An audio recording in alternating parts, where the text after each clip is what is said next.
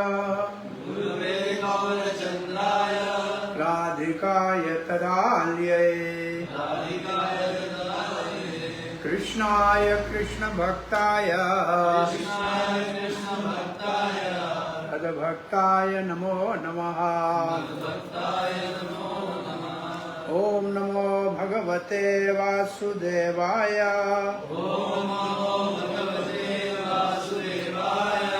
ओम नमो भगवते वासुदेवाय।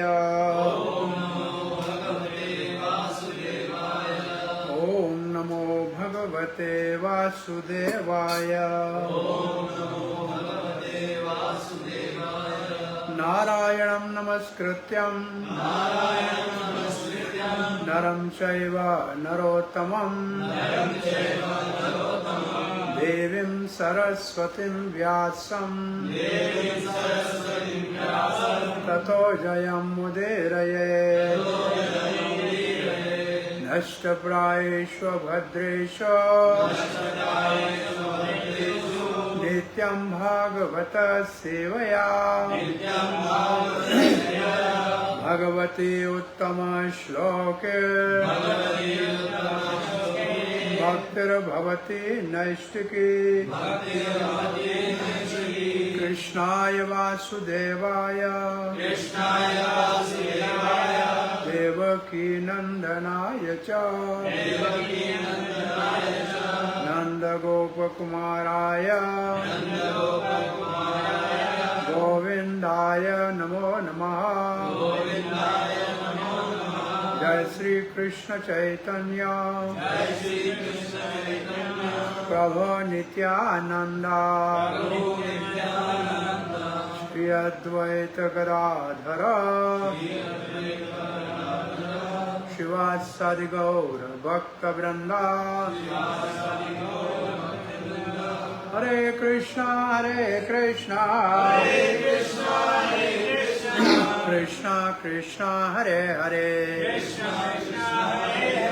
हरे राम राम राम हरे हरे। भागीरथी गंगा के तट पे बहुत पावन स्थान श्री ऋषिकेश क्षेत्र में अंतर्राष्ट्रीय कृष्ण भावना अमृत संघ के संस्थापक आचार्य श्री कृष्ण कृपा मूर्ति वैष्णव भक्तिवेदांत स्वामी श्री प्रभुपाद के इस हरे कृष्ण केंद्र में भगवान श्री कृष्ण के वाणी के रूप में अवतार श्रीमद् भागवत के श्रवण के लिए जो भाग्यशाली यहाँ उपस्थित हैं उन सबका हार्दिक स्वागत करते हैं। श्रीमद् भागवत महापुराण भगवान श्री कृष्ण का स्वरूप है। भागवत है श्री कृष्णेर अंग प्रति अक्षरे प्रति श्लोके गोपी कृष्ण नाना रंग।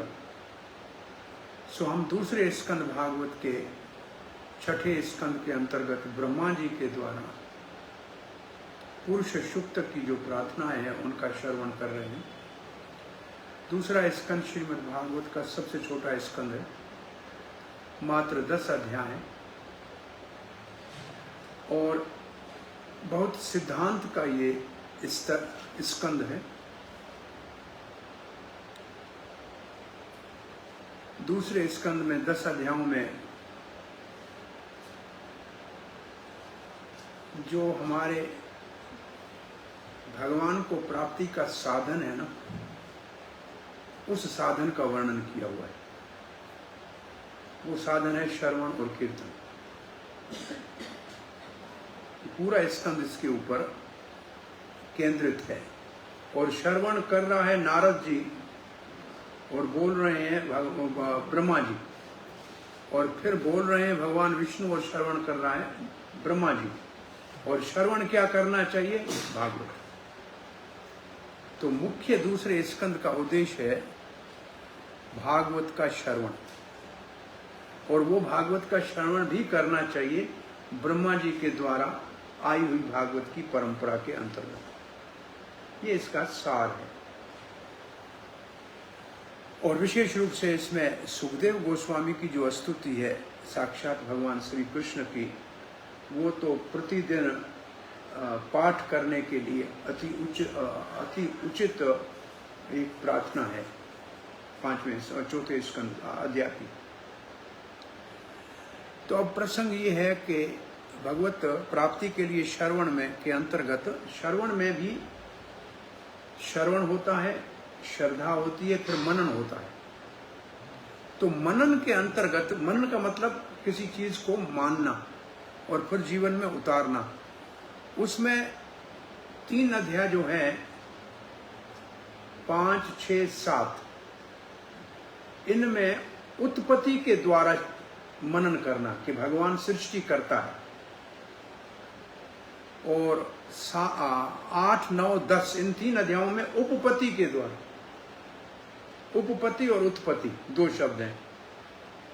तो ये मनन जो श्रद्धा में आपने वेदों में पढ़ा होगा, श्रवण मनन निध्यासन, तो जो मनन है उसके अंतर्गत इस दूसरे स्कंद के आखिरी 6 अध्याय हैं। पहले 3 अध्याय जो है उत्पत्ति के, भगवान कैसे उत्पत्ति करते हैं सृष्टि की, और फिर उपपत्ति, इसका मतलब अपने को प्राप्त करने के लिए भगवान कैसे हमको साधन देते हैं, जैसे ब्रह्मा जी को दिया। तो आज हम जो उत्पत्ति के अंतर्गत भगवान की स्तुति ब्रह्मा जी के द्वारा जो की जा रही है और श्रवण कर रहे हैं नारद जी, तो इसका नाम है पुरुष सुक्त। तो सुक्त किसको कहते हैं? पहले ये समझें सुक्त किसको कहते हैं। तो वेदों में जो मंत्र है, होते हैं मंत्र, होते हैं छंद, जहां मंत्रों का कुछ समूह इकट्ठा होता है उसको कहते हैं सूक्त, असूक्त, उसको कहते हैं सूक्त। मंत्रों के समूह को कहते हैं सूक्त, और सूक्त और इकट्ठे हो जाएंगे तो फिर संहिता बन जाएगी। तो ऐसे हर वेद की अपनी अपनी संहिताएं हैं, 4 वेद हैं, उनकी संहिता हैं। तो ये सूक्त जो है, ये वास्तव में सभी यहाँ जितने रहते हैं महात्मा लोग, ये पुरुष सूक्त का पालन, ओम श्री शाह पुरुषा, ये सब पंडितों का जो पाठ का विधान है, ये इसको कहते हैं पुरुष सूक्त। जिससे ब्रह्मा जी ने भगवान के अवतार से पहले क्षीर सागर के तट के ऊपर जो प्रार्थना की थी, वो है पुरुष सूक्त। उसी को पुरुष सूक्त कहते हैं। उस पुरुष सूक्त में भगवान के विराट रूप को प्रार्थना है असल में, क्योंकि सृष्टि विराट रूप के द्वारा होती, तो प्रार्थना है विराट रूप को भगवान के। तो उस प्रार्थना के अंतर्गत आज जो हम श्लोक पढ़ने जा रहे हैं, उस श्लोक में है कि भगवान जो ये सृष्टि करते हैं, तो सृष्टि तो होती है भौतिक जगत की, लेकिन अस्तित्व जो सारा है उसमें 3 आध्यात्मिक जगत की 3/4 है, 1/4 भौतिक जगत है। तो ये कैसे स्थित है सारा, ये जो इसको जानेगा, ये है क्या? ये है भगवान का वैभव। तो आइए इस श्लोक का पाठ करते हैं, फिर इसका रसास्वादन करते हैं। पादेषु सर्वभूतानि पुंस स्थिति पदो विदो अमृतं क्षेमम् अभयम् त्रिमूर्धनो अध्यात्मोर्धसो पादेषु सर्वभूतानि पुंस स्थिति पदो विदो अमृतं क्षेमम् अभयम्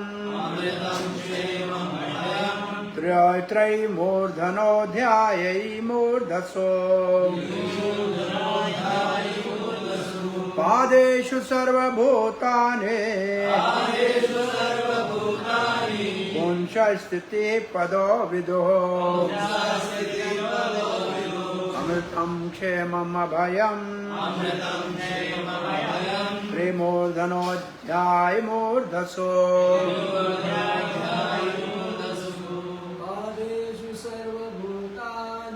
आदेषु सर्वभूतानि पुंस स्थिति पदो विदुः अमृतं क्षेमम्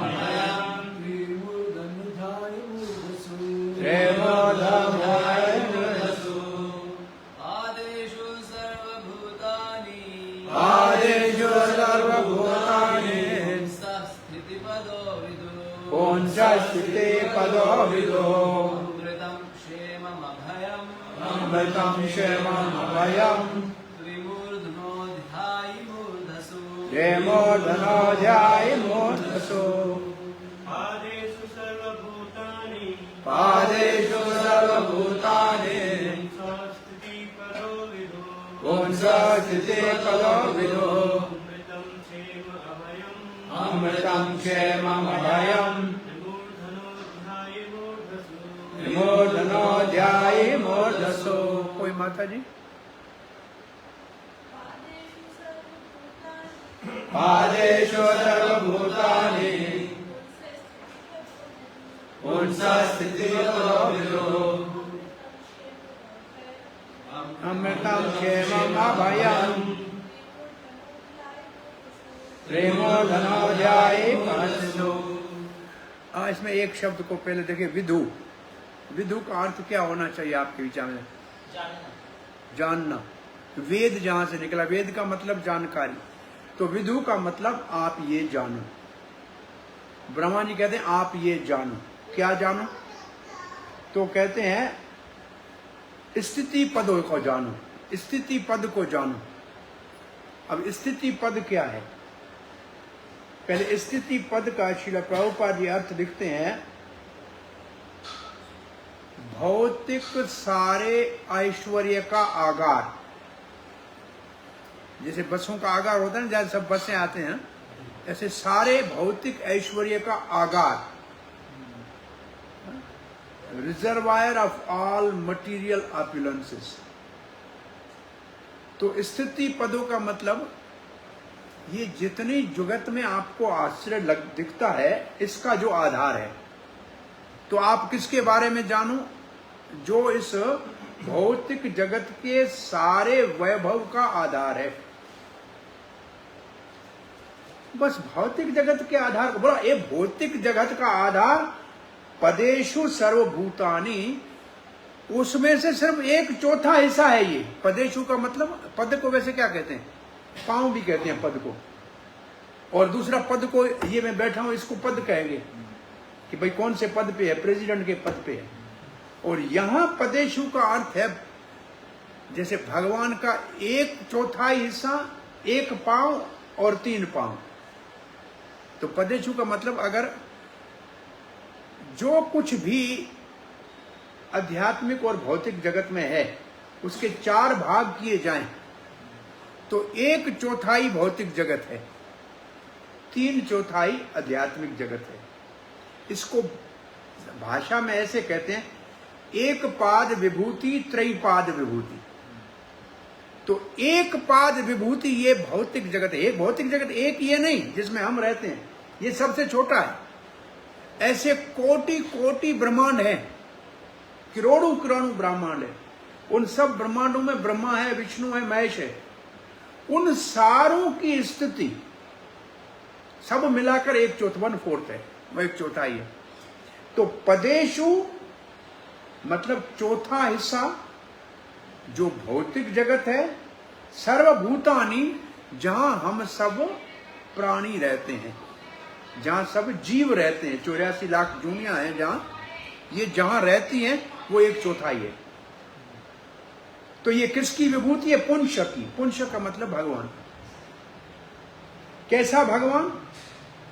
स्थिति पदो। इसका मतलब जो सारे ऐश्वर्य का आगार है, और ये सारा ऐश्वर्य 1/4 है, उसके बारे में सुनो। तो फिर 3/4 और कैसा है? इसको तो हम जानते हैं 1/4, इसमें लोग मरते हैं, इसमें लोग दुख भोगते हैं, और इसमें लोग सदा भयभीत रहते हैं। अच्छा, ये है कि नहीं? इस दुनिया में सबको भय लगता है कि नहीं? सभी मरते हैं कि नहीं? और सभी दुखी होते हैं कि नहीं? बोले इसको तो हम जानते हैं, ब्रह्मा जी नारद के। तो आप और 3/4 में क्या है? तो कहते हैं अमृतम क्षेमम अभयम। 3 चीजें हैं वहां। अमृत का मतलब जहां मृत्यु नहीं है, इसका मतलब वो जगह जहां मृत्यु नहीं होती। और क्षेमम का मतलब है जहां, क्षेम दो शब्द है, योग और क्षेम जो है, वैसे क्षेम क्या है संसार का, सुख सुविधा, जहां मृत्यु नहीं, जहां बुढ़ापा नहीं, जहां दुख नहीं, जहां परेशानी नहीं।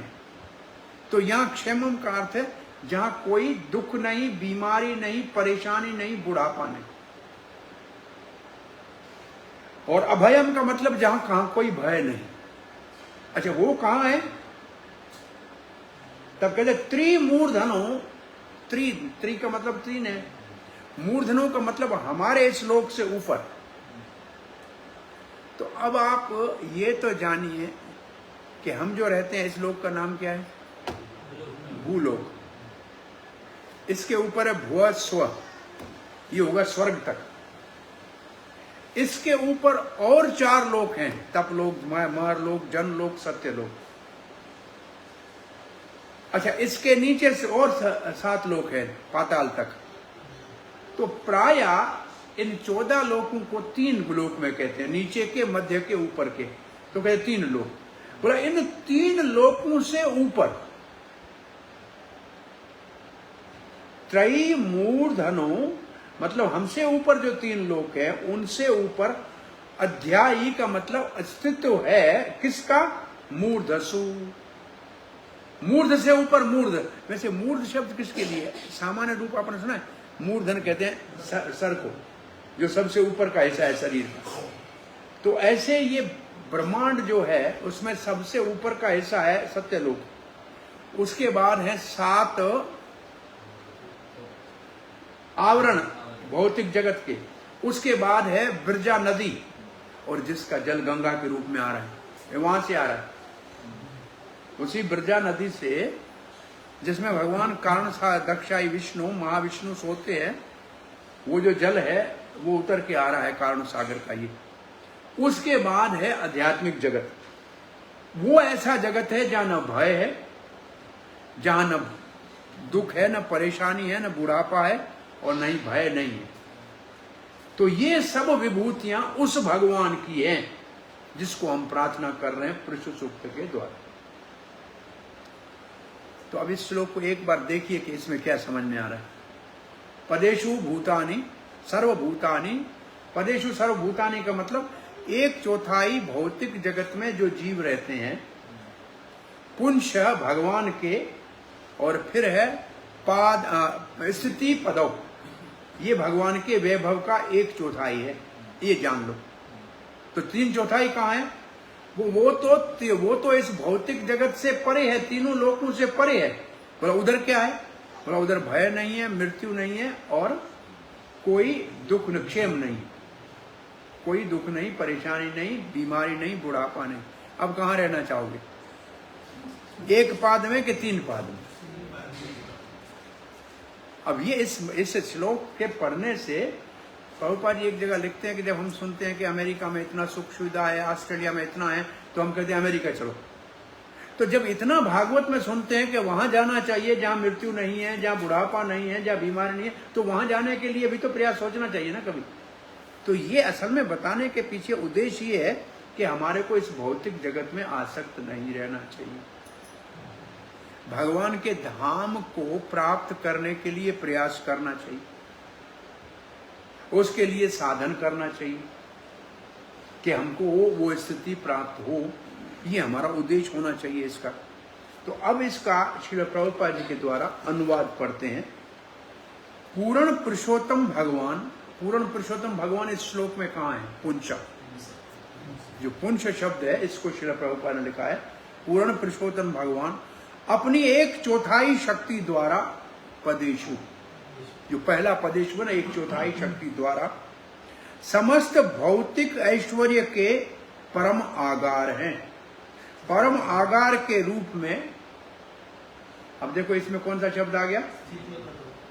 स्थिति पदो आ गया। ये एक अभ्यास करने का नमूना मैं आपको बता रहा हूं। भागवत पढ़नी है तो जो श्लोक में शब्द है वो प्रभुपाद ने कहाँ अनुवाद में रखा है, उसको उसके साथ मैच करो। अब देखिए, पहला शब्द पूर्ण पुरुषों में पुंछम के लिए, और फिर 1 पदों के लिए है, पदेशु के लिए, और फिर है स्थिति पद के लिए कि भगवान, अब मैं दोबारा पढ़ा हूं, पूर्ण पुरुषोत्तम भगवान अपनी 1/4 शक्ति द्वारा समस्त भौतिक ऐश्वर्य के परम आगार के रूप में जाने जाते हैं। विदु, ये पहले 2 लाइन का अर्थ हो गया। अब आगे, और 3 उच्चतर लोकों से तथा भौतिक आवरण से परे स्थित हैं, उसमें अमरता, निर्भयता तथा जरा और व्याधि से चिंतन मुक्त का अस्तित्व रहता है। ये नीचे के लाइनों में 3 मूर्ति, 3 लोकों से ऊपर आध्यात्मिक जगत जो आवरण से परे है, उसमें ये 4 चीजें नहीं होती, 3 चीजें नहीं। हरे कृष्णा, ठीक है। तो ब्रह्मा जी ये क्या बताना चाह रहे हैं कि 1/4 विभूति में हम जो रह रहे हैं, इससे ऊपर 3/4 है, वो इससे महान है, उस उधर जाने के लिए प्रेरणा दे रहे हैं। अब श्रील प्रभुपाद जी ये 3/4 और 1/4 स्थिति आती कहां से, इसका हमको जानकारी दे रहे हैं। अब मैं पढ़ रहा हूं, आप सुनिए।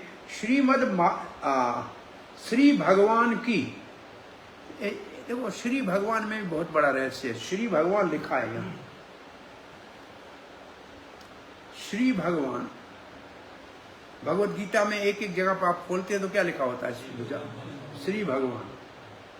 एक बात बहुत अच्छी तरह से याद करो, गुरु जी को श्री भगवान नहीं कहते हैं, गुरुदेव भगवान कहते हैं, लेकिन श्री नहीं लगा सकते उसमें, क्योंकि श्री है लक्ष्मी, उसका पति तो सिर्फ भगवान नारायण है। श्री है राधा, श्री जी, तो वो श्री इनके साथ नहीं लगेगा। इसका मतलब भगवान कभी कभी ब्रह्मा जी को भी कहते हैं, लेकिन श्री भगवान नहीं कहेंगे। भगवान शंकर जी को कहेंगे, श्री भगवान नहीं कहेंगे। भगवान गुरुदेव को भी कहेंगे, लेकिन श्री भगवान नहीं कहेंगे। श्री भगवान किसको कहेंगे? नारायण को, विष्णु को या कृष्ण को। श्री वहां लगेगा, श्री सब भगवान के साथ नहीं लगेगा। तो श्री भगवान की अब एक शब्द आ रहा है, सैंधनी, सैंधनी शक्ति। अब ये जो भक्ति ये बैठे हैं इनको तो मालूम है, फिर भी सैंधनी शक्ति ये क्या है? एक तो आपने यहां सारा, आप जाते हैं ना कि जाएंगे, ये महाराज लोग बैठे हैं जितने सन्यासी, सच्चिदानंद भगवान की जय बोलते रहते ना, सुना है ना? ये जो सत्य है ना सच्चिदानंद में, ये सैंधनी शक्ति, ये जो सत्य है ये सैंधनी शक्ति।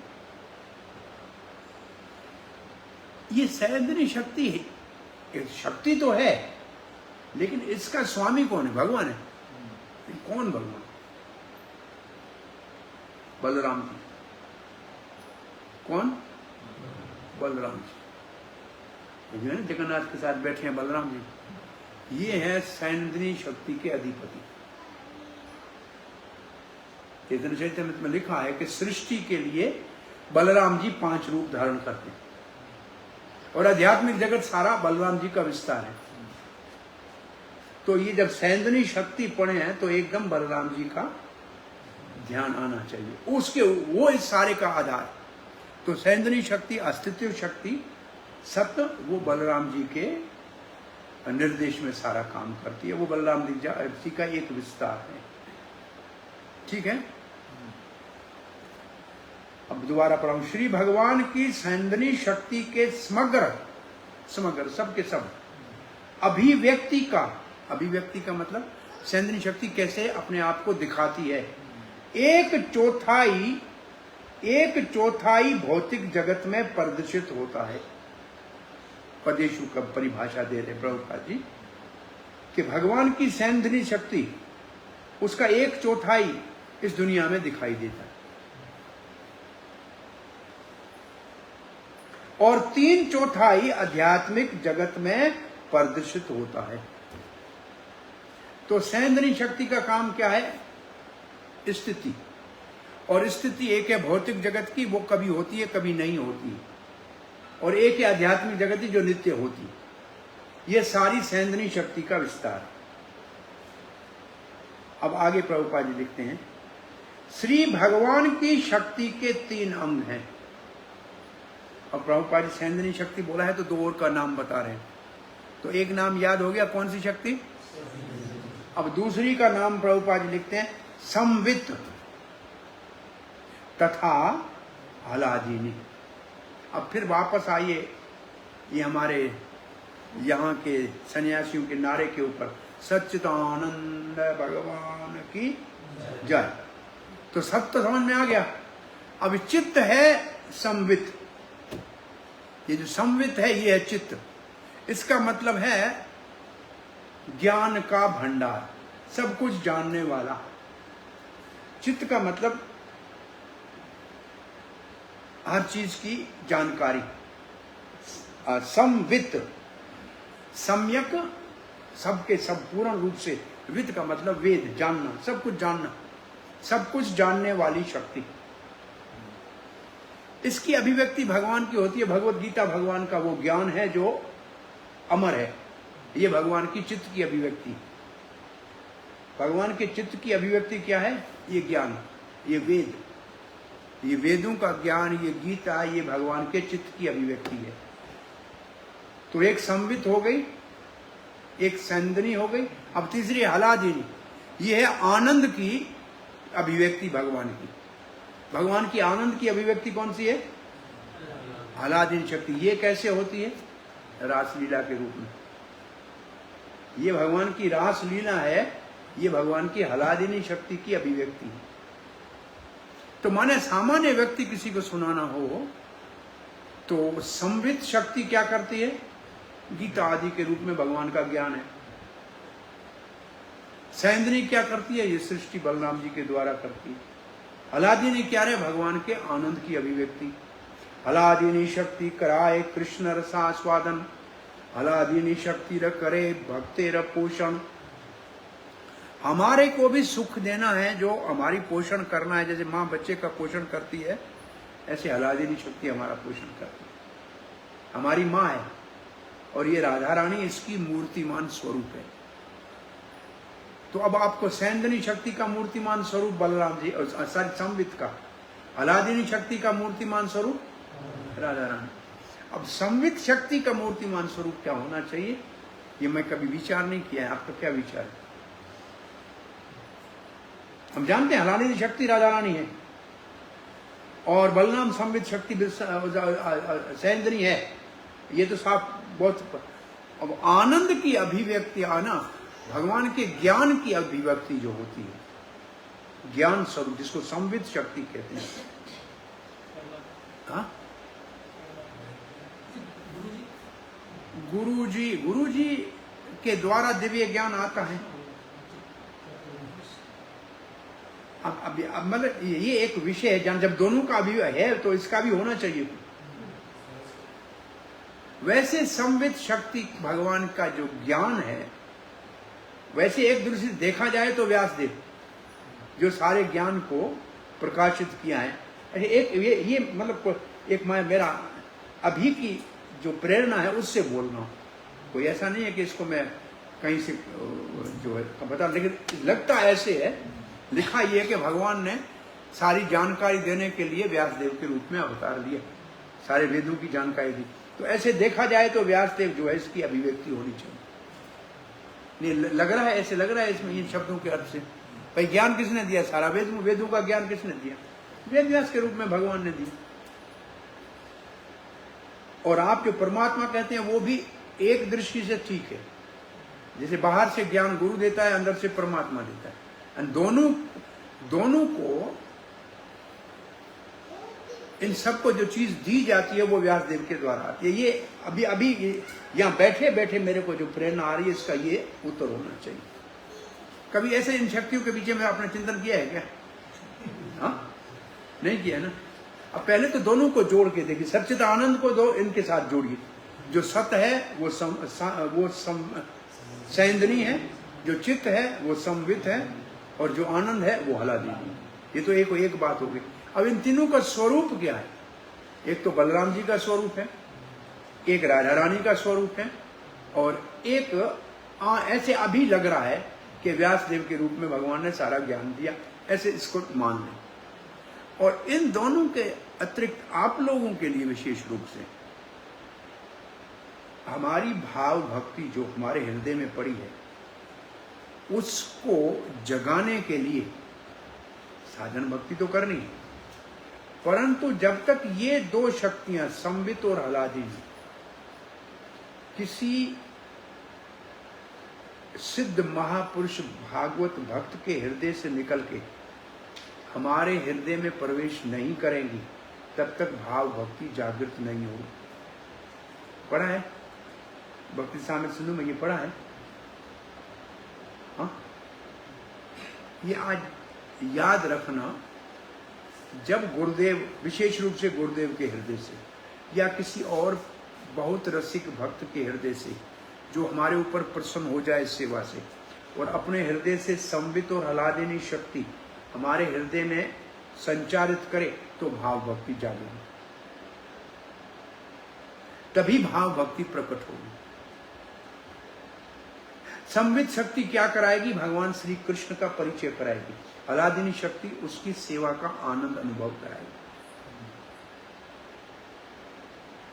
ये भक्ति सामिल सिंधु का रहस्य है। इसलिए भक्तों के संग में भक्तों की सेवा करनी चाहिए। कोई भक्त भगवान हृदय से ये हमको कृपा करके दे दे, भाई भक्त की कृपा मिल गई, ये है भक्त की कृपा असल में, कि वो अपने हृदय से संवित और हलादिनी शक्ति का आवेश करते हैं अपने प्रिय भक्त के हृदय में। तो ये तीन शक्तियों के नाम तो याद करने वाले कौन से हो गए? बोलिए। संवित, सैंदनी, हलादिनी। और इसका सामान्य नाम क्या है? सच्चित आनंद। अब प्रभुपाद ने इन तीन नाम का लिखा है, फिर लिखा है दूसरे शब्दों में वे सनातन, दूसरे शब्दों में वे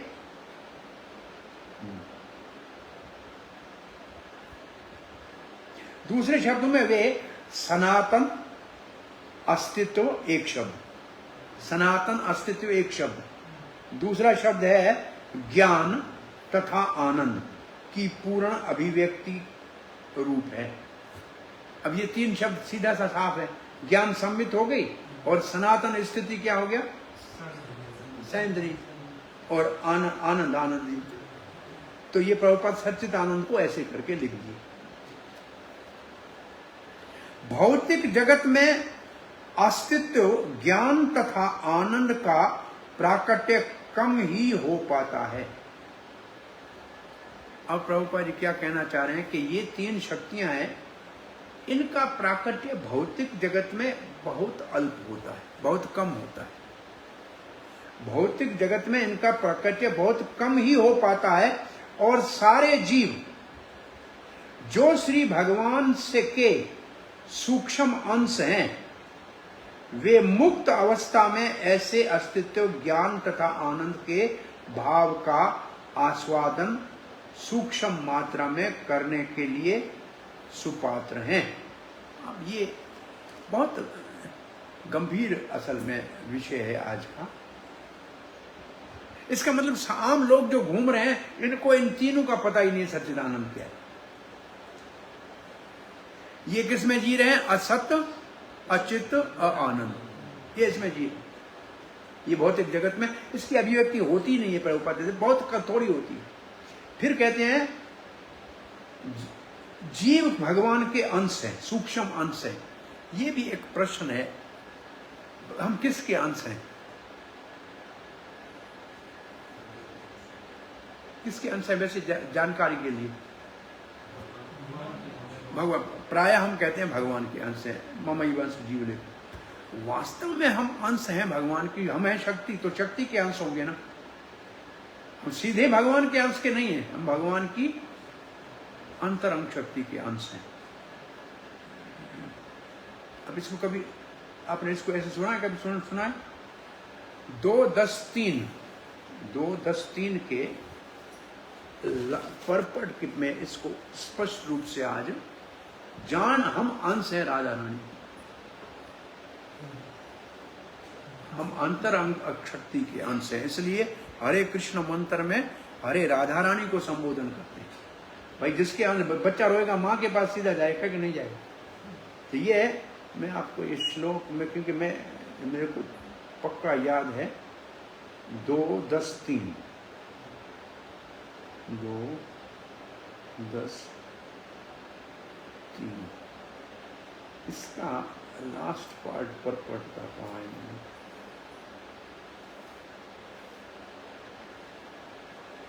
इसका यहाँ पैराग्राफ में, the internal potency of the Supreme Lord is identical with the Supreme Lord, and the external potency in life and in contact with the internal potency. अभी मैं लाइन पढ़ रहा हूँ, ये सुनिए. The part and parcel of the internal potency which react in contact with the external potency are called marginal potency. जरा ये अभी इसको स्पष्ट रूप से पढ़िए, इसका अर्थ क्या हुआ. जीव किसका अंश है? अंतरंग शक्ति का. और किससे वो तदात्म्य करता है? बाह्यंग शक्ति.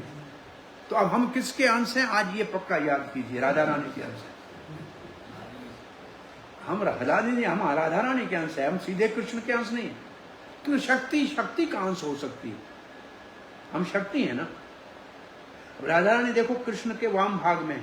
हमारा प्रणाम वाम भाग से होता है, वो लेफ्ट से इसलिए करते हैं क्योंकि हम शक्ति हैं भगवान. अगर आप देवी के मंदिर में जाओ तो प्रणाम आपको सीधे हाथ से करना पड़ेगा.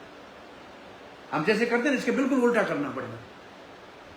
प्रभुपाद जी एक बार किसी देवी के मंदिर में बुलाए गए तो भक्त साथ गए, तो प्रभुपाद ने प्रणाम किया सीधे हाथ की तरफ से.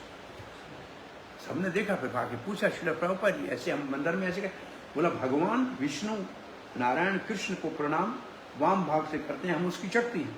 लेकिन देवी स्वयं शक्ति है, तो शक्ति प्रणाम सीधे हाथ की तरफ से करें. तो शक्ति को प्रणाम करना है कभी देवी के मंदिर में तो बिल्कुल उल्टे तरफ से करना पड़ेगा.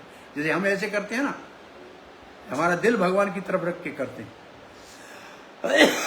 उसमें बिल्कुल उल्टा करेंगे. उसका नेम ये है. तो अब ये खास बात ये हो गई कि जीव भगवान का अंश है, तो भगवान की शक्ति का अंश है. इसलिए उन शक्तियों की अभिव्यक्ति उसमें थोड़ी कब मिलेगी?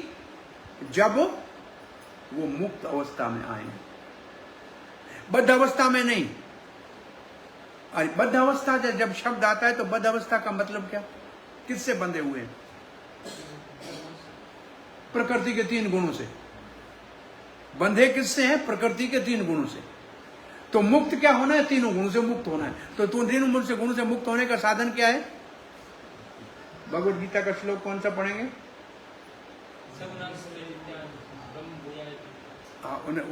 पहला, इससे पहले बार जो 3 गुणों से मुक्त होने वाला श्लोक,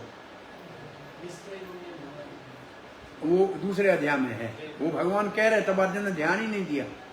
उससे वो जाके 14वें अध्याय में पूछा कि 3 गुणों से ऊपर कैसे उठा जाए. तब भगवान ने उत्तर दिया. क्या दिया? अविचारेण योगेन, अविचार भक्ति योगेन सगुणान समतैतेन ब्रह्म भूयाय कल्पते. अगर 3 गुणों से मुक्त होना है तो भक्ति करनी पड़ेगी. और मुक्ति के बाद भक्ति शुरू होती है. ये जो महात्मा लोग यहाँ रहते हैं वो सब मुक्ति की बात करते हैं, और भक्ति शुरू होती है उसके बाद भक्ति शुरू. तब इन 3 शक्तियों की थोड़ी सी अनुभूति होती है.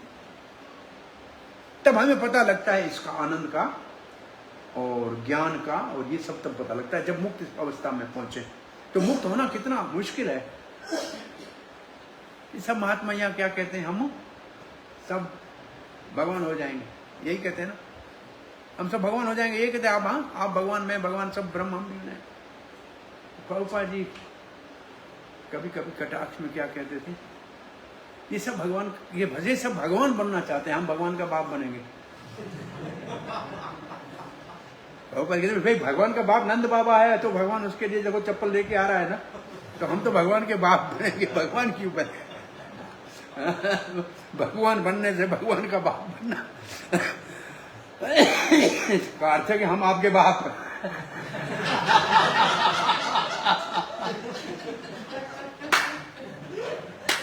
भाई भक्त क्या होता है? भगवान ही कहता है भाई मुझे भक्त से अधिक कोई प्रिय है ही नहीं.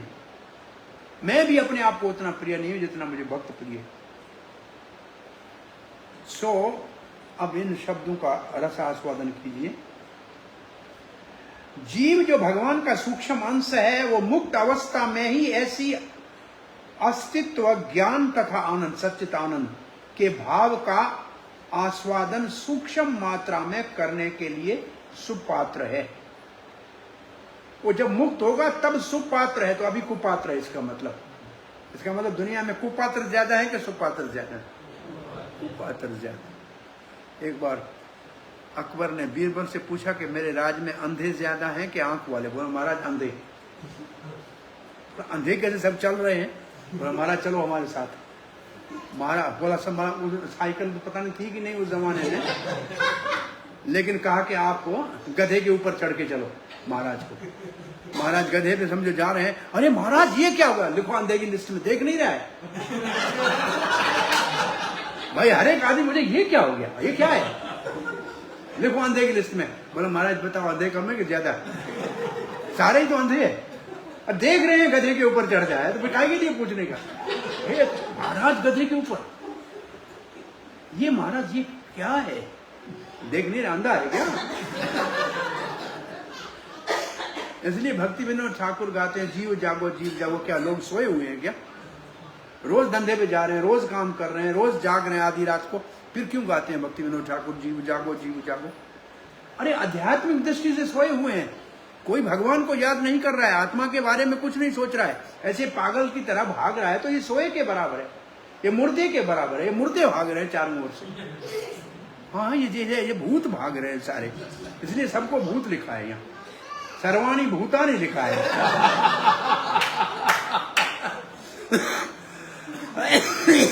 ये सब भूत हैं असल में। जीव और भूत दो शब्द हैं। जीव है आत्मा और भूत है पांच भूतों का शरीर। जिसने शरीर को मैं मान लिया वो भूत, और जो शरीर से मुक्त हो गया वो इस सूक्ष्म आनंद का अनुभूति कर सकता है, वो इस सूक्ष्म आनंद की अनुभूति कर सकता है। अब प्रभुपाद लिखते हैं वो इसकी अनुभूति कर सकता है, सुपात्र है। जबकि भौतिक अस्तित्व की बद्ध अवस्था में वे बहुत कठिनाई से ये समझ पाते हैं कि जीव का वास्तविक ज्ञातव्य तथा शुद्ध सुख क्या है। इसका मतलब ये वही बात हुई कि कोई नहीं जान सकता है, वो थोड़े से जो सुपात्र हैं वो ये समझ सकते हैं जीव का क्या समझ सकते हैं। दो बातें, वास्तविक ज्ञातव्य। वास्तविक ज्ञातव्य क्या मतलब हमको असल में क्या जानना चाहिए, हमारे जानने का विषय क्या होना चाहिए। ये भगवत गीता का पूरा एक अध्याय है, ज्ञान गेय, जानना क्या चाहिए। वहां लिखा है परमात्मा को जानना चाहिए, वहां लिखा है परमात्मा को जानना चाहिए। तो वास्तविक हमारे ज्ञान का विषय क्या है और दूसरा क्या है, सुख क्या है और शुद्ध सुख क्या है। अब प्रभुपाद यहां लिखा है शुद्ध सुख क्या है। शुद्ध सुख का क्या अर्थ है?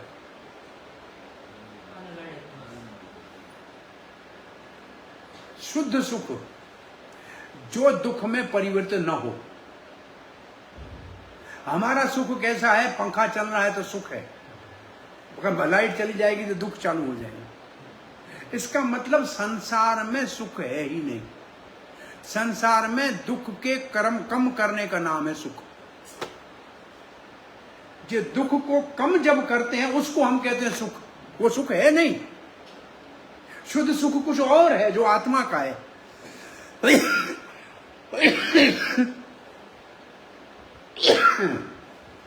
अब सर्दी लग रही है, मेरे को कंबल किसी ने दिया, अरे बड़ा सुख मिल गया। तो क्या सुख मिल गया? दुख कम हो गया। तो दुनिया में दुख कम करने को सुख कहते हैं। शुद्ध सुख दुनिया में नहीं है। शुद्ध सुख था अवधूत दत्तात्रेय के पास, कुछ भी नहीं करता था, पड़ा होता था और मोटा था। लिखा है प्रहलाद महाराज ने कहा कुछ करते नहीं हो, ऐसे मोटे कैसे पड़े हो। लिखा काय मोटे है, और वो मुस्कुरा रहे थे, कुछ नहीं किया, शुद्ध सुख में थे। और शुद्ध सुख के लिए दूसरा शब्द आपने कहीं पढ़ा है भागवत में, शुद्ध सुख जब यहाँ शब्द लिखा है तब भागवत से क्या आपके दिमाग में आना चाहिए? ऋषभ देव की शिक्षाओं की बात कर रहा हूं पहले श्लोक में।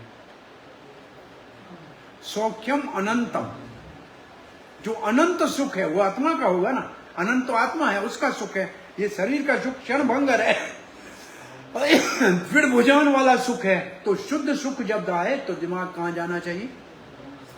ब्रह्म सौख्यम अनंतम के ऊपर। तो एक शब्द को प्रभुपाद जब एक शब्द लिखते हैं तो उस वक्त प्रभुपाद जी के दिमाग में ये श्लोक ऐसे स्फुरित होते हैं, तब ये शब्द लिखते हैं। एक एक शब्द उनका शास्त्र से प्रमाणित है। तो शुद्ध सुख का भी पता नहीं है और क्या जानना चाहिए उसका भी पता नहीं है। बद्ध अवस्था में इन दो चीजों का पता नहीं, क्या जानना चाहिए और शुद्ध सुख क्या, दुनिया में किसी को पता नहीं।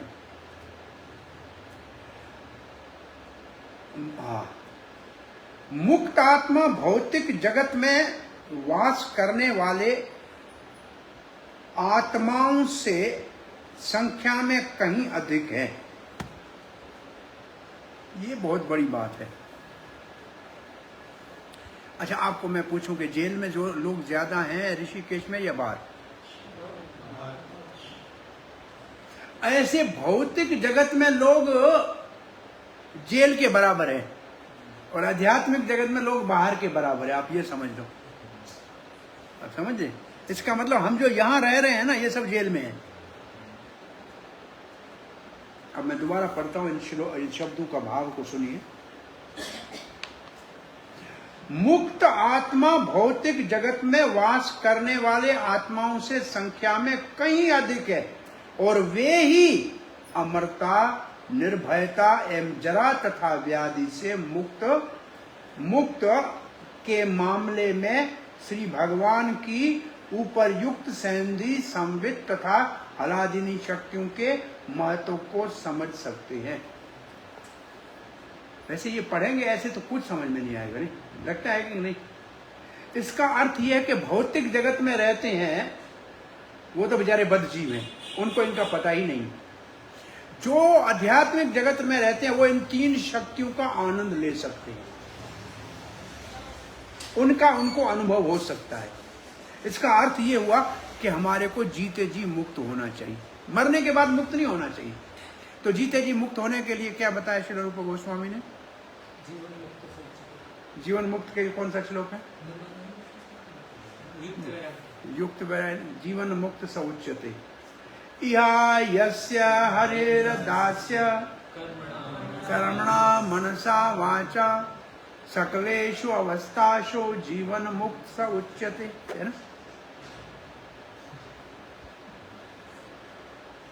अब ये इसका मतलब ये श्लोक यहाँ ये कह रहा है कि इस स्थिति को प्राप्त करोगे तो इन तीन चीजों का अनुभव यहां कर सकते हो। वो करते हैं तो आप यहां मुक्त हो जाओ। तो मुक्त कैसे होंगे? दोबारा ईह का मतलब इस दुनिया में जहां भी ईह शब्द आए संस्कृत में कहीं भी ईह, इसका मतलब जीते जी इस दुनिया में।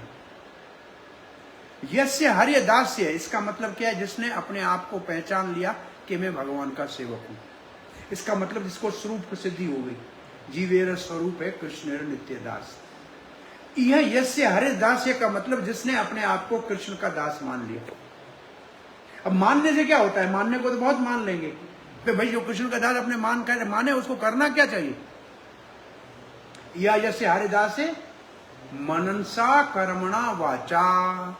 अगर भगवान के अपने आप को सेवक मानते हो तो मन से भगवान का चिंतन करो, वाणी से भगवान का कीर्तन करो।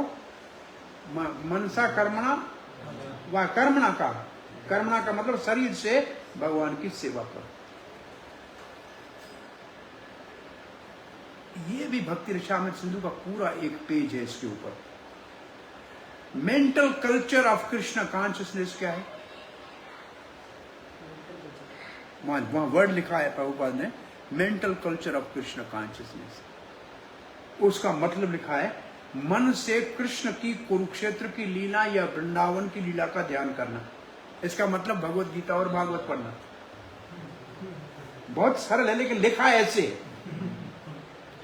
कि कुरुक्षेत्र की कृष्ण की लीला और वृंदावन की लीला का चिंतन करना, ये मन का कल्चर है। तो मनसा का अर्थ हुआ ये और फिर वाचा का लिखा है, वाणी से भगवान का कीर्तन करना चाहिए, कथा कर। ये कथा करना भी कीर्तन है, भागवत पढ़ना रोज ये कीर्तन है, गीता पढ़ना कीर्तन है, हरे कृष्ण महामंत्र जपना कीर्तन है। कीर्तन कितने प्रकार के हैं? रूप गोस्वामी लिखते हैं 3 प्रकार के कीर्तन है, रूप कीर्तन, गुण कीर्तन, नाम कीर्तन। गुण, रूप और नाम, इन तीनों में नाम कीर्तन सबसे महत्वपूर्ण गौड़ीय वैष्णव के लिए। हरे कृष्णा कृष्णा कृष्णा हरे हरे, हरे राम राम राम हरे हरे। तो ये हो गया। और तीसरा है कर्मणा। वहां प्रभुपाद जी ने क्या लिखा है, ये ध्यान से सुनना। शरीर से भगवान की सेवा तब स्वीकार होती है जब गुरु से दीक्षा लेके सेवा में लगता है। वहां ये लाइन लिखी है पेज के लास्ट में। बिना दीक्षा के कोई भगवान की सेवा कर सकता है क्या? अंदर जाके पूजा करता है क्या? हाँ जी, नहीं कर सकता है। तो सब जो कर्मणा है वहां लिखा है दीक्षा के बाद ही शरीर से भगवान की सेवा हो सकती है। तो मनसा यह यस्य हरे दास्य मनसा कर्मणा वाचा हो गया। अखिलेशु अवस्थासु, कैसी भी अवस्थिति में हो, कहीं भी हो दुनिया में, ऊपर हो, जहाज में हो, नीचे हो, पानी में हो, कहीं भी हो, जीवन मुक्त से उच्चते, वो जीवन मुक्त। तभी इस 3 शक्तियों का रसास्वादन कर सकेगा। कौन सी 3 शक्तियां तुम्हारा याद करके बताओ? सैंदनी, संवित, हला देनी। ये नहीं याद आए तो सच्चिदानंद। इसका मतलब है अपनी आत्मा के स्वरूप में स्थित हो सकता है तब। इसका मतलब शरीर के स्तर वाला नहीं कर सकता है, आत्मा के स्तर वाला। इसका शरीर के स्तर पे इसका पता नहीं लगेगा, आत्मा के स्तर के इसका पता। अब आपको बहुत आसान तरीका, बहुत आसान रास्ता बताता हूं आत्मा के स्तर पे आने का। हमारे जीवन में हमारा एक ही अनुभव है, जब कीर्तन में आप नृत्य करके घंटा एक कीर्तन करते हो तब शरीर भूल जाते हो, तब आत्मा के स्तर में आप याद कीजिएगा कभी न कभी जिंदगी में इस कीर्तन में आपको ऐसा सुख और आनंद मिला होगा, फिर रोज रोज नहीं मिलता है, लेकिन एक बार ऐसा कभी मिला होगा, वो अभी आप भूल नहीं पाओगे। वो है असल में आत्मा का आनंद। उसकी झलक सबको भगवान थोड़ी सी दिखा देता है, जैसे नारद को दिखाई दी, फिर अंगूठा दिखाता है, फिर नहीं दिखाएगा। क्यों नहीं दिखाएगा? जैसे नारद को कहा अभी कच्चे हो, अभी अंदर कचरा पड़ा है, अब काम करते रहो, मिलेगा ये बाद में। जैसे आपको सैंपल दिखा दिया गया ये मिलेगा, लेकिन दिया नहीं तो आपको तड़प रहे कि वो मिलेगा। कभी कभी प्रसाद में ऐसा स्वाद आता है जो कभी आपने सोचा ही नहीं होगा, रोज रोज नहीं, कभी कभी। ये भगवान से अभिन्न है। कीर्तन, प्रसाद, ये 2 ऐसे प्रभुपाद के शक्तिशाली साधन हैं जो कलयुग में लोगों को इस अनुभूति कराने के लिए अपने आप में पूर्ण रूप से सक्षम है। प्रभुपाद ने कहा पूरी इस संस्था की प्रचार मैंने पूरी दुनिया में किया 2 चीजों से, मधुर कीर्तन और भगवत प्रसाद। ये 2 शक्तिशाली साधन है आत्मा की अनुभूति कराने के लिए इस भौतिक जगत में। इसलिए संकीर्तन और प्रसाद वितरण इस काम का सबसे बड़ा, सबसे शक्तिशाली स्तर है। फिर एक दिन प्रभुपाद जी कह रहे थे ब्रह्मानंद को, ब्रह्मानंद पहले तो हमारे पास प्रसाद की व्यवस्था भी नहीं थी, एक सेब मिलता था और प्रभुपाद जी ऐसे गिनते थे लोग कितने बैठे हैं, 15, तो सेब के 15 टुकड़े करते थे, हर एक को एक एक टुकड़ा प्रसाद देते थे। फिर एक भक्त ने विचार किया कि सेब ही क्यों लिखा है, और कुछ भी तो प्रसाद कभी आया होगा ना, तो इसका मतलब सेब में भी कोई रहस्य होगा। बोला एक सेब तो गिरा था स्वर्ग में, जोखा उठाया आदम ने और ये दुनिया बन गई, वो भी सेब था। एक सेब पेड़ से नीचे गिरा, न्यूटन ने देखा और न्यूटन का लाभ बन गया। फिर लिखा एक सेब वो था जो हैरिसन वालों का एप्पल रिकॉर्ड था, जो पूरी दुनिया में बहुत बड़ा, जो म्यूजिक में बड़ा प्रसिद्ध हुआ। फिर एक एप्पल है जो आजकल आपकी आईटी इंडस्ट्री में कंप्यूटर और फोन के रूप में दुनिया को पागल बना रखा है, लेकिन एक एप्पल वो था जो प्रभुपाद के हाथ से पूरे इस्कॉन की स्थापना का कारण बना। तो ये एप्पल की कहानी है। एप्पल की जगह पे वहां अमरूद भी लिख सकते थे, लेकिन अमरूद से दुनिया नहीं बनी है। ये तो एप्पल का चमत्कार है। एक एप्पल ने कितना चमत्कार किया देखो ना। जहां दुनिया बन गई तो यहाँ इस्कॉन बन गया। ये एप्पल का चमत्कार है। असल में 2-4 लाइनें और हैं, पढ़ लेते हैं। भौतिक जगत में सारे लोग 3 गोलकों में व्यवस्थित हैं। भौतिक जगत में सारे लोग 3 गोलकों में व्यवस्थित हैं, जिन्हें त्रिलोक कहा जाता है। त्रिलोक नीचे के, मध्य का हमसे ऊपर। ये गोलोक लिखा है, गोलको, गोलकुं में। गोलकुं का मतलब ये अंग्रेजी का इसने धज्जियां उड़ाई है।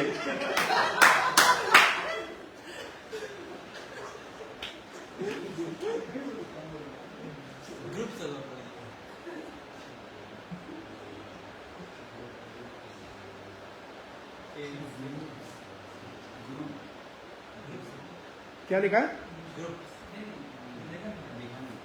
अंग्रेजी में मैं देखता हूँ क्या है। कभी The material world, the planet system are arranged in 3 spheres. वो स्पेयर को गोल को गो क्या लिखा है? गोलक। लोग समझे गोलक वो जिसमें पैसे डालते हैं बच्चे घर में। भगवान का तो गुलक के बराबर ये दुनिया, इसमें रेजा डाला हुआ है सब। नोट तो है नहीं इसमें। गोलक।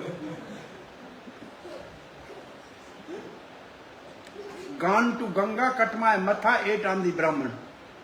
एक व्यक्ति गया था गंगा के किनारे, फिर गंगा के किनारे गए, बाल कटवाए, ब्राह्मणों को भोजन कराया। बोला अंग्रेजी में ट्रांसलेट करो। बोला gone to Ganga cut my matha ate on the ब्राह्मण।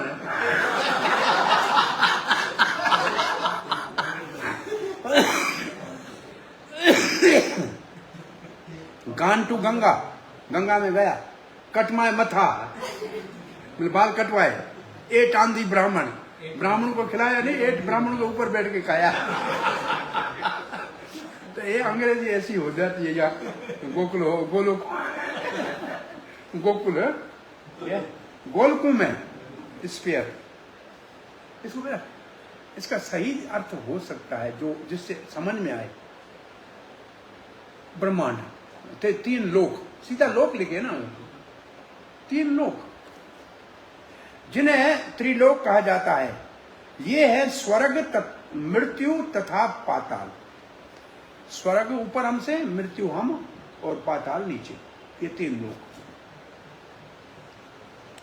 ये सब मिलकर श्री भगवान की कुल सैंधी शक्ति के 1/4 भाग के बराबर है।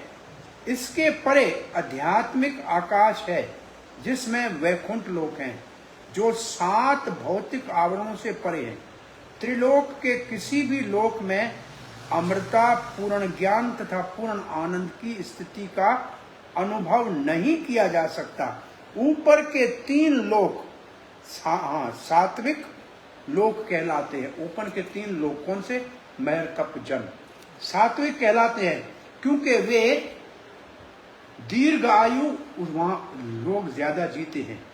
जरा तथा व्याधि से तुलनात्मक रूप से अधिक मात्रा में मुक्ति एवं निर्भयता की प्रसंगति सुविधाएं प्रदान करने वाले हैं। इसका अर्थ ये है कि जो इसका ये सामान्य भाषा में ऐसे समझिए, जब ब्रह्मा जी सोते हैं ना, रात ब्रह्मा जी की होती है ना, तो ये 3 लोकों तक, स्वर्ग लोक तक ही प्रलय होती है। इसके ऊपर महर, जन, तप लोग ये रहते हैं। इसका मतलब उनकी आयु ज्यादा है, वहां कोई बीमारी, अस्पताल कोई नहीं है। सत्यलोक में अस्पताल नहीं, ब्रह्मलोक में, महरलोक में अस्पताल नहीं है, कोई बीमार नहीं होता है वहां उनको कोई दुख नहीं है। एक दुख है, कौन सा? वो हम जैसे मूर्खों को दुनिया में देखते हैं, कहते हैं इनका उद्धार कैसे हो, बस एक ही दुख है। और कोई दुख नहीं। उधर उनको थोड़ा इसका अनुभव होता है, उसकी बात कर रहे हैं प्रभुपाद जी। बड़े बड़े ऋषि मुनि स्वर्ग लोक से आगे स्थित महर लोक को प्राप्त करते हैं, किंतु वो भी पूर्ण रूप से निर्भयता का स्थान नहीं है, क्योंकि ब्रह्मा जी के जब 100 साल पूरे होंगे तो उनको भी अपना बोरी बिस्तर लपेटना पड़ेगा, तो वहां भी वो नित्य नहीं रह सकते, क्योंकि कल्प का अंत होने पर महर लोक विनिष्ट हो जाता है और उसके निवासियों को उच्चतर लोकों में स्थानांतर करना पड़ता है। इस लोकों में भी मृत्यु के छुटकारा नहीं मिल पाता। भले ही इनमें अपेक्षता जीव ज्ञान तथा आनंद का विस्तार अधिक हो, किंतु वास्तविक अमरता, निर्भयता तथा जरा और व्याधि से मुक्ति तो केवल भौतिक आकाश के भौतिक आवरण के परे ही संभव है। ऐसी वस्तुएं सिर में वस्तुएं सिर में स्थित है। इसका मतलब अध्यायी मूर्धर्षु उसकी परिभाषा है कि तीनों से ऊपर जो है, यहां तात्पर्य पूरा होता है। अब ये अंतिम में क्या लिखा है, ये भी बहुत विस्तार से इसका भी वर्णन की जरूरत लग रही है, लेकिन अब समय हमारा पूरा हो रहा है आज का। इसका अर्थ ये है कि स्वर्ग लोक वाले भी सुखी नहीं है। अच्छा, मैं इसका प्रमाण दूं आपको, स्वर्ग लोक वाले सुखी नहीं है। आपके यहाँ ऋषिकेश में कहीं ना कहीं किसी के घर में कोई मरता भी होगा नहीं, तब चिट्ठी लिखते हैं, तब क्या लिखते हैं? नहीं, लिखते क्या है, पूरा कहो ना। बड़े दुख से सूचित किया जाता है कि हमारे दादाजी स्वर्गवास चले गए। तो दुख क्यों हो रहा है स्वर्गवास जाने का भाई? जब स्वर्ग में सुख होना चाहिए ना, तो स्वर्ग में गया तो सुख नहीं है ना। या सबको मालूम हुआ कि नहीं हुआ? सब यही लिखते हैं कि नहीं? हा? इसका मतलब सुख नहीं है ना वहां, तो लोग क्यों जाना चाहते हैं वहां? अच्छा, गया ही नहीं सुख। तो हमारे को ही पता है कि दुख है कि गया बाबा उधर, नहीं क्या होता। अच्छा, और महात्माओं को कहते हैं वैकुंठ गमन। उनकी वैकुंठी बनाते हैं, विमान बनाते हैं, वैकुंठ का विमान। आप देखें सन्यासी का जब होता है, शरीर त्याग होता है, तो वैकुंठ का जैसे विमान बनाते हैं उसको, क्योंकि वो शरीर के स्तर से ऊपर था, इसलिए उनका अग्नि संस्कार ही नहीं होता। क्योंकि शरीर में मोह ही नहीं है, तो शरीर में काय के लिए अग्नि संस्कार करें? उनको समाधि देते हैं। तो स्वर्ग में भी सुख नहीं है, और उससे ऊपर के लोकों में बहुत सुख है, फिर भी नित्य तो नहीं रह सकते, भौतिक जगत में है ना। इसलिए इन तीनों से ऊपर जाना चाहिए भगवत धाम में, जहां ये तीन चीजें मिलेंगी। कौन सी? अमृता, अभयता और क्षेम। क्षेमता, क्षेमता का मतलब बुढ़ापे से और बीमारी से मुक्ति, जन्म मृत्यु जरा आदि से मुक्ति, ये मिलेगी वहां। हरे कृष्ण। कोई प्रश्न है, जिज्ञासा है?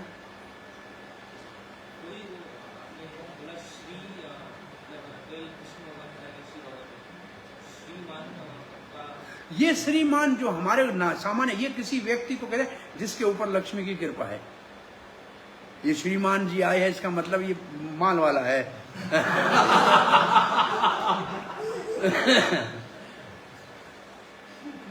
सामान्य व्यक्ति को नहीं कहते, जो ठीक ठाक होता है श्रीमान जी पधारिए, जिसके ऊपर श्री की कृपा है, जिस श्री ने उसको मान दिया। और कोई प्रश्न? थोड़ा क्लासेस हटके हैं, मतलब भक्ति वाली कि हम बोलते हैं कि भक्ति के जो भी भजन करते हैं, क्या करते हैं, श्रवण करते हैं, वो बिना शरणागति के पूर्ण नहीं। नहीं, भक्ति का अर्थ ही है शरणागति। भक्ति का अर्थ है प्रेममयी सेवा, और प्रेममयी सेवा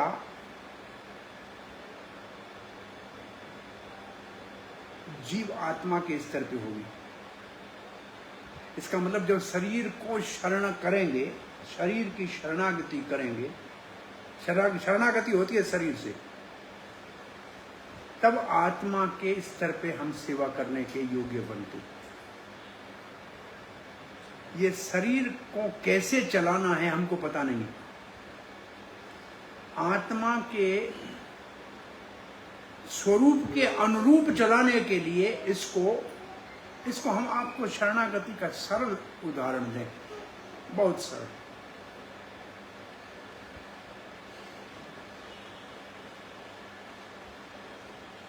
अर्जुन को भगवान तो कहते हैं भक्तों में सखा चेती, तुम मेरे भक्त हो। इसका मतलब भक्ति अर्जुन करता है। तो उसने क्या किया? उसके ने भगवान को जाके कहा, कार्पण्य दोष उपहत स्वभाव पृच्छामि त्वं धर्म समूढ़ चेता सत श्रेय संप्रीतन में त्वाम पर प्रणाम, आपके शरण में हूं। अब भगवान ने क्या किया? दो चीजें भगवान ने की। जो हमारे भक्ति में सबसे ज्यादा मुसीबत है, परेशान करता है, वो कौन है? मन। उसको भगवान ने अपने हाथ में ले लिया लगाम के रूप में। अर्जुन के लगाम के रूप में भगवान ने उसका हाथ में ले लिया ना, मन। अब अर्जुन के मन भटकेगा नहीं, उसकी इंद्रियां मन को कहीं नहीं ले जाएंगी। अब घोड़े भटकेंगे नहीं अर्जुन के। लगाम भगवान ने पकड़ लिया तो अब घोड़े इधर उधर नहीं भटकेंगे ना। तो घोड़े है हमारी इंद्रियां।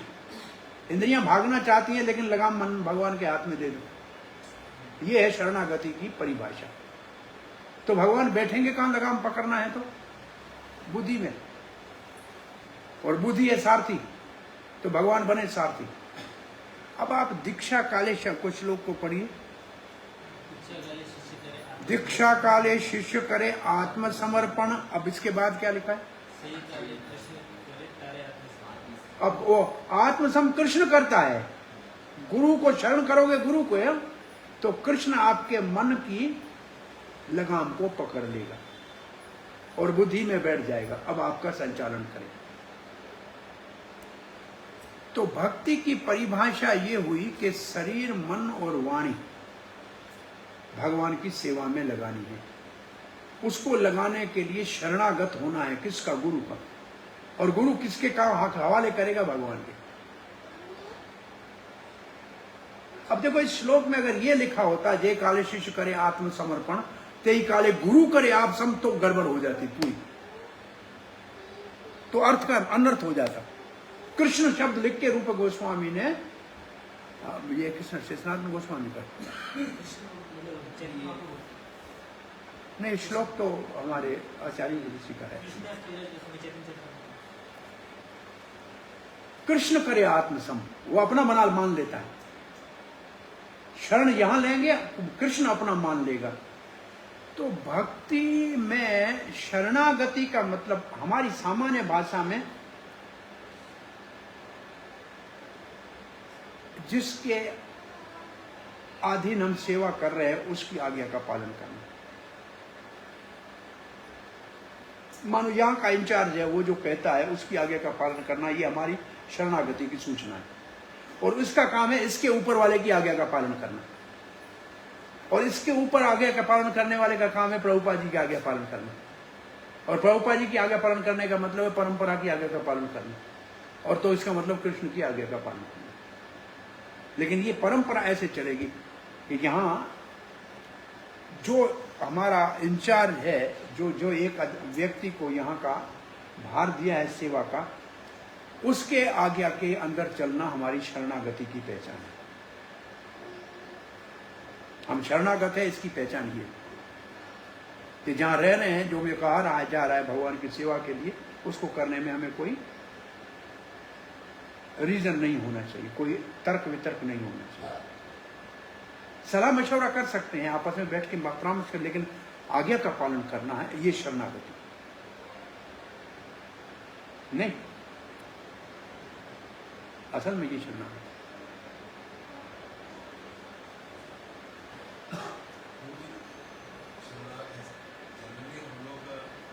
शरीर से तो सेवा करते हैं, कई बार मन से नहीं करते।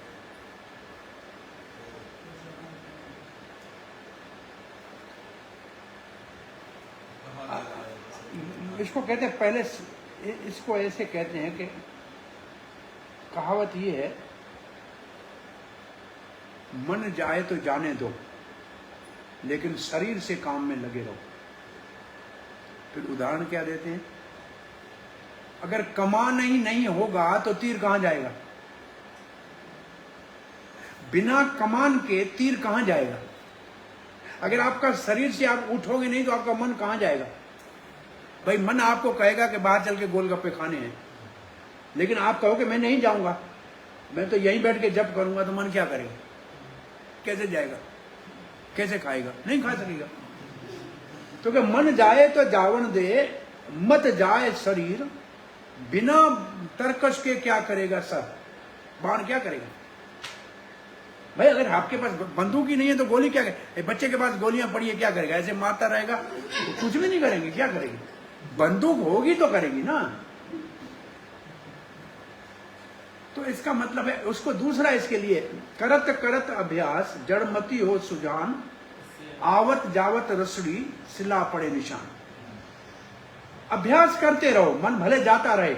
जब पत्थर के ऊपर जो पानी से गीली हुई रस्सी आती जाती है, अब रस्सी बहुत नरम है, पानी से और नरम हो गई तो टूटना चाहिए रस्सी को, वो नहीं टूटती है। पत्थर के ऊपर निशान देखा है, पत्थरों पे निशान हो जाता। तो ऐसे हमारा मन भले पत्थर जैसा हो दिल, पर बार बार हरे कृष्णा जपेंगे तो आस्ते आस्ते उसके ऊपर निशान पड़ने लगेंगे और वो शांत हो जाए। वैसे है बहुत मुश्किल, जब तक जिएंगे तब तक ये मन बदमाशी करता रहेगा।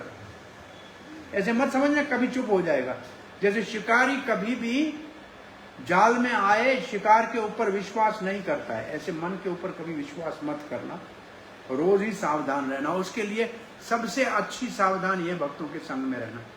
जैसे बाढ़ दे के रहते हैं, पौधे को बाढ़ दी हुई है ना कांटों वाली, तो बाहर से कोई गधा कुत्ता उसके वो छेड़ेगा नहीं। तो भक्तों के संग में रहेंगे तो हम सुरक्षित रहेंगे। मन हमको बदमाशी करे लेकिन शरीर से नहीं कर पाएंगे, तो आस्ते आस्ते वो शांत हो जाए। संग में रहना चाहिए। चलो, ग्रंथराज श्रीमद् भागवतम की जय, श्रील प्रभुपाद की जय, निताई गौर प्रेमानंद।